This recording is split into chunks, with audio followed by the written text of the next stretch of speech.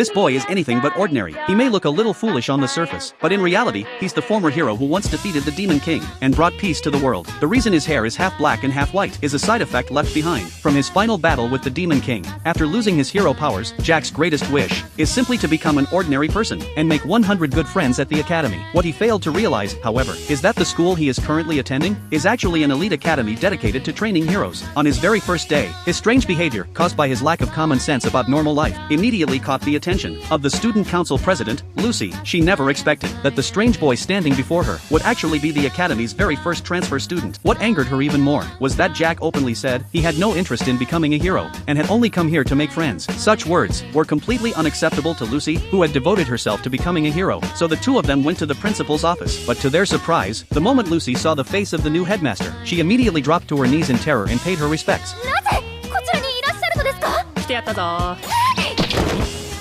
バカ！このお方がどなたなのか分かっているの？知ってるぞ。大変な失礼を。